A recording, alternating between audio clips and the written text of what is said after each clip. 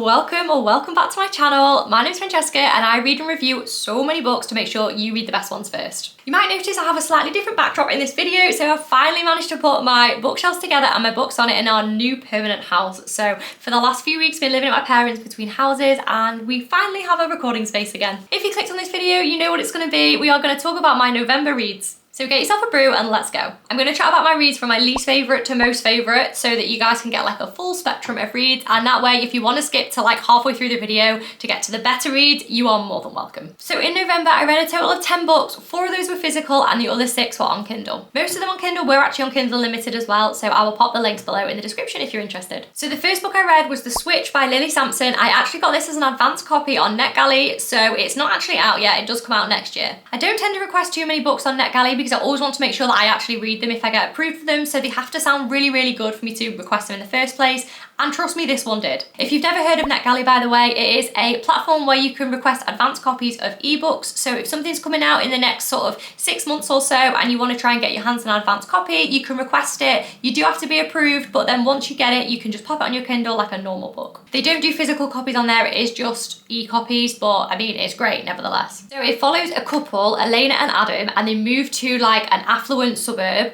They're not used to this affluency. They are actually house sitting for one of their, I don't know, they're house sitting anyway.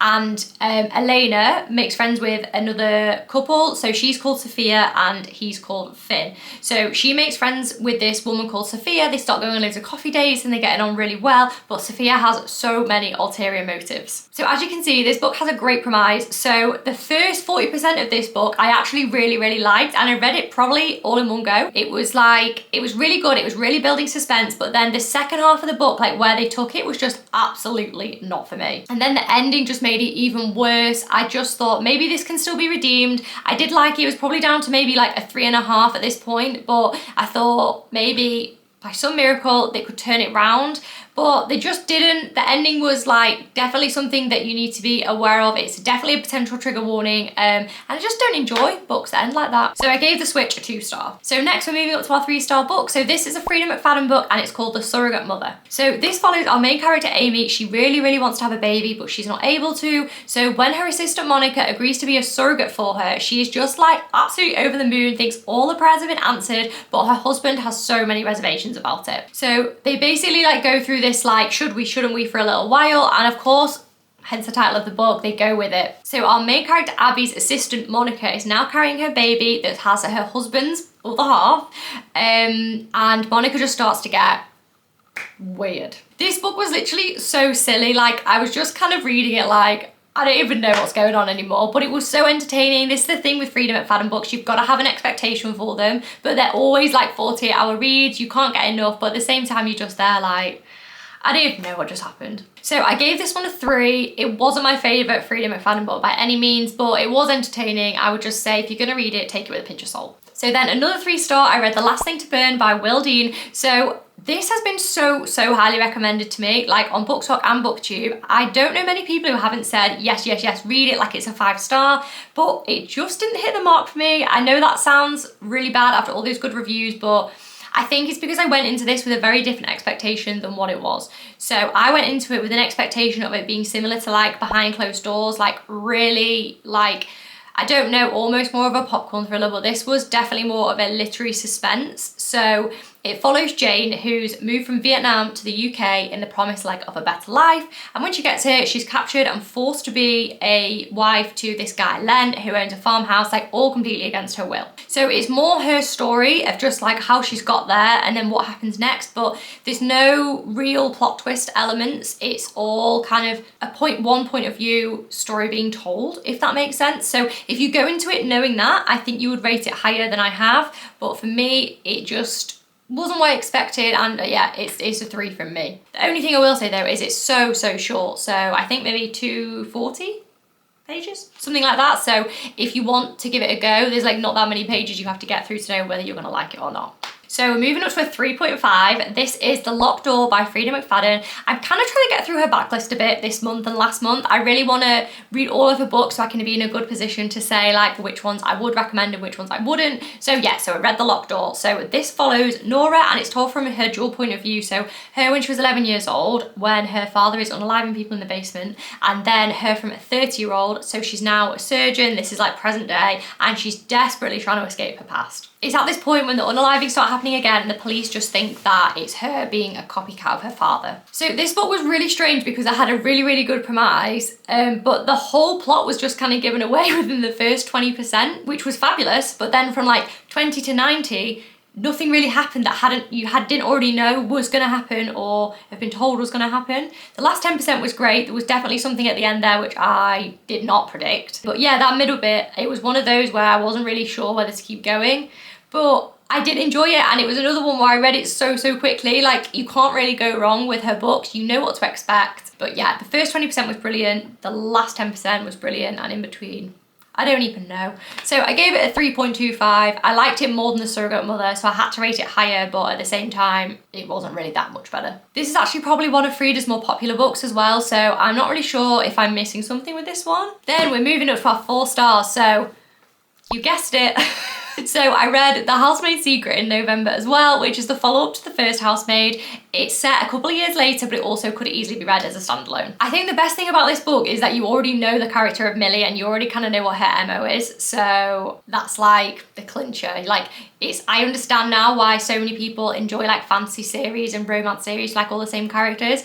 But that doesn't normally happen in a thriller world, so this is kind of a rarity, but that's definitely the main benefit. This follows Millie again, who's on the Upper West Side looking after a family called the Garricks.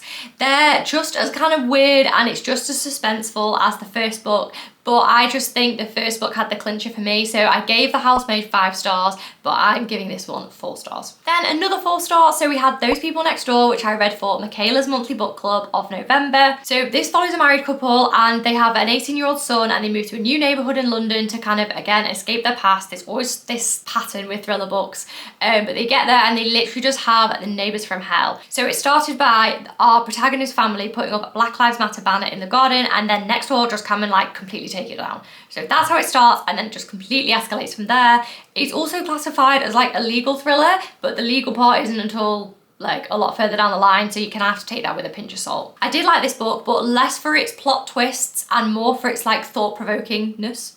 It was really well written as well. I can't really fault this author's writing, and I will check out more of her books. It was definitely that side of it that gave it a 4 for me, as opposed to the actual subject matter, but I did enjoy it. So until I've done this wrap up, I've not realised actually how many Freida McFadden books I've read this month, so if you're not a fan then I'm sorry at this point in the video. But next I read Do You Want to Know a Secret by Freida McFadden. So this is another dual point of view thriller that follows our main character. So she's a baker and she has a YouTube channel. So immediately I was just like, oh my god, relate, this protagonist, this is going to be amazing. And I actually did really enjoy it. So she's in an affluent neighbourhood and she gets a brand new next door neighbour. The book opens with her son going to the next door neighbour's house like to play, and they're all introduced. The plot of this book is kind of like neither here nor there, but it is really good. I just can't really exactly explain what happened.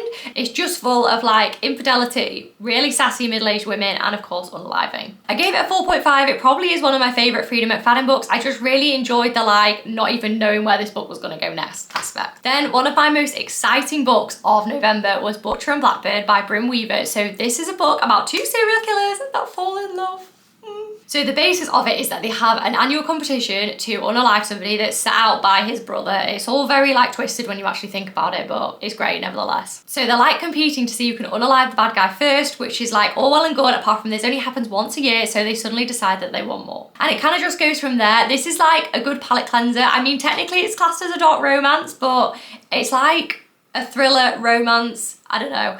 So the tagline of this book is romance, murder, chaos, which I think just describes it absolutely perfectly. I read this book in one night because it was recommended to me by one of my favourite book talkers, and I needed something that was like a little bit different from what I was reading, and I definitely would recommend it, and I'm so grateful for that recommendation from them. So now we're on to our 4.5s, and I promise you this is the last Freida McFadden book. So the book I read was One by One, so I absolutely loved this and gave it a 4.5. obviously. This was like a right time, right place book. I just really, really needed something fast paced and gripping, and I did not guess the ending, which tends to happen in Freida's books because they become a little bit predictable after you've read a few, but I never would have guessed it, and I really, really enjoyed it. So it follows a group of 6 friends. They go in on this like cabin retreat, and so they all pile in the minivan, and then it breaks down on the dirt road like up to the hotel, but they've still got like another couple of miles to go. So obviously there's no phone signal, there's no one around because it's a thriller book. So they all decide to like get out of the van and try and hike to this hotel, but since they've got no signal, they're like working off like a compass and a map. So